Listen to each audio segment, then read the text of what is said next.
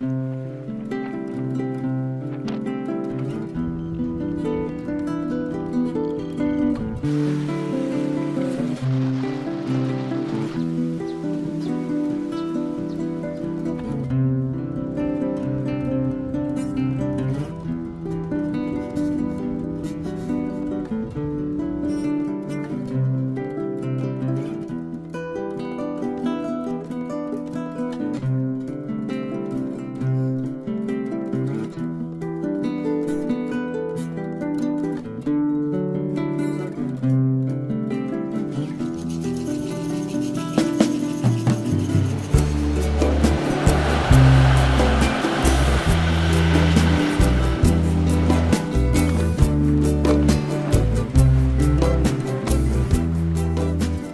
Tommy Mello, I am a biologist. I'm one of the co-founders of Biosfera NGO here in Cape Verde. We still have huge colony of birds, we still have great population of sea turtles, for example. We still have fish, coral reefs, sharks. Cape Verde is an archipelago, 10 islands, but the people don't have boats, so nobody come to the reserve, just the fishermen. So it's really difficult you to explain the people that the reserve is important. We start, me and my father, just try to show the people what is wrong with the environment in Cape Verde. And the Prime Minister in Cape Verde visit us. We not expected that. And we start Biosferas in 2006. My vision is the huge marine protected area in Cape Verde. It's a piece of Cape Verde in the past.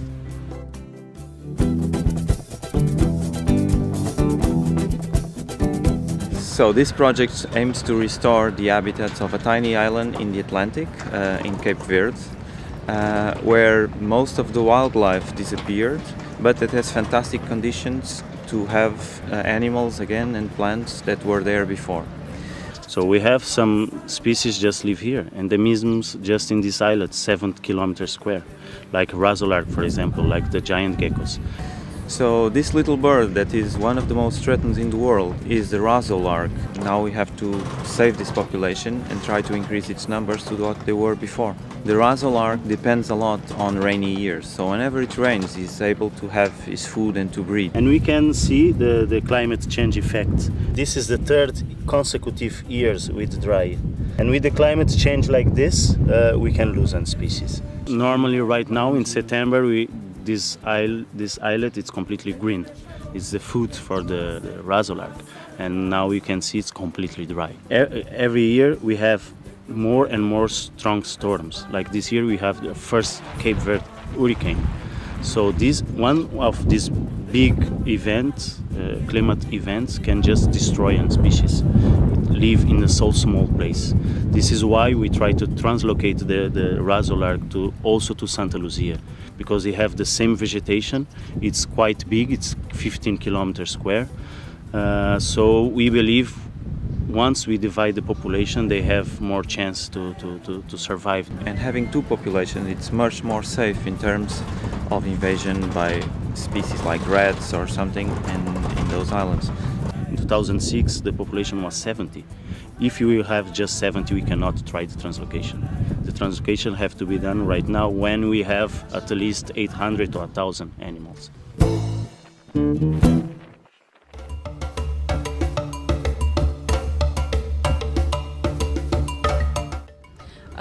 I'm Patricia Handel-Rocha. I coordinate the field camp for turtles here in Santa Luzia.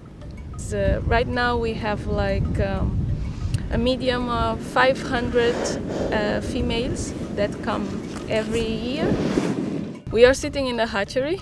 It's a place like a little nursery for turtles, and we relocate all the nests in danger position, like very close to the water, and we put them in this to protect them.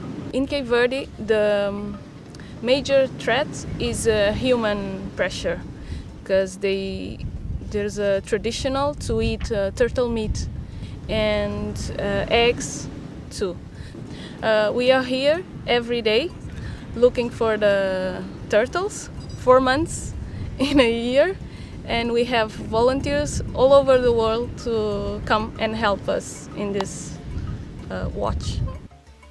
The biggest challenge here in this island with the CPF project is the logistics, because since it's a desert island, everything we have to bring from São Vicente Island. Waking up at 4:30 in the morning and walk 8 kilometers every day, no fresh water to take baths, sleeping in the sleeping bags and outside in the tent.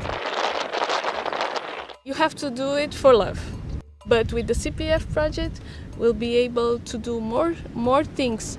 The CPF support and the communication with the regional implementation team was really good in terms of dealing with those issues, because some plans have to be changed or altered. So you have to be flexible, you have to know very well the environment we work. So keep your mind open, keep your projects flexible, because we will need to change something. So there are the challenge, but we do it because otherwise the turtles will disappear from here, and we don't want that.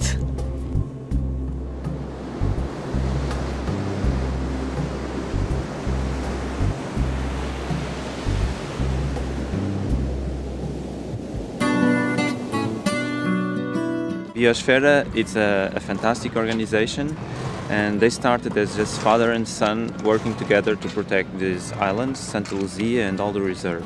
The CPF project was our biggest project so far, so it's the biggest trust they gave us. We build the project together with SPEA. They teach us a lot of ornithology, for example. They help us improving our methodologies. We now know where the Cape Verdean shearwater is going to feed, for instance, because we tag them with GPSs, and it was the Biosfera team doing that. It was a great opportunity for Biosfera to raise the management of Biosfera right now. They built a stronger organization that can deal with a lot of conservation issues, and they are now much more professional, more prepared to work with other institutions, with government, other NGOs, international funders, international NGOs. Without them, maybe we will grow, but not as fast as we grow. Our bigger success was exactly the grow up of Biosfera, because now we have capacity to continue. Okay, we make some good things, we follow up population of seabirds, of turtles, we make studies on reptiles, on mice, on cats. This is all good, we learn a lot, but we grow up in capacity. Biosfera, I believe this is the main thing. They are now much more prepared to deal with larger projects. So all the logistics involved, all the accountancy, everything, all the reporting. With these 3 years of CPF project, we are better now. I don't think, I'm sure. Before we are an NGO in the name, now we are really an NGO in the laws and in the structure. So I'm glad to SPEA to help us through the CPF projects to be here right now, like Biosfera, like an NGO properly. We are trying to change something, and we hope we can change.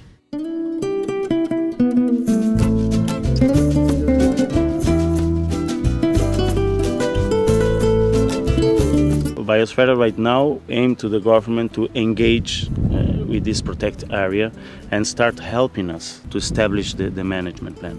And for that, the government have to help us to create a body of rangers to take care of this. I really think that it works to be an NGO and a government taking care of a reserve. The government sees us as a partner. I believe it's possible because we just have 200 fishermen fishing here. We just need to continue working. Even with the fishermen, it's better because we are in the link between the fishermen and the government. When we start with the shearwater, the fishermen come here and killed 15,000 birds for shearwater for a year. And now they work with us. They help us to counting the birds in the nests. So I believe it was a big change. Because here it's really isolated and no one will know if they poach any turtles. So we hope we are raising awareness. We have tea time, for example, with the fishermen. and they sit with us and we discuss some subject about the environment. Every day, leader steps. The fishermen change their perspective of turtles. I may say that 70% knows from their heart not to poach, not because of the law, but they establish this relationship with us and with the turtle. The fishermen help us with this, all of this you're seeing here, and they adopt the nests and they check every day. Since we are here, they respect us and our work because they see every day that we are going and it's difficult. There are a lot of challenge to be here and they don't poach. It's really important because the people right now, when they talk about the reserve, they say yes. They have white and black birds. They have lizards like this big. So the people now they understand why this precious of this reserve. It's quite different than the 2 years ago. And the Cape Verdean people, they really love the environment. If they don't know if it's wrong, they could do nothing. But if you teach them, I believe they can quickly pass to the illegal to the one to help. To have some conclusion, we need 10 years of working. And I believe we have already the attention of a lot of good people. So we will continue. 6 years to go. Tarula na casa, tá fazer papá uma cachupa.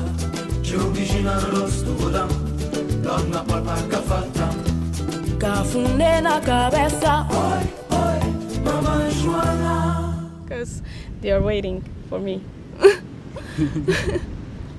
to come.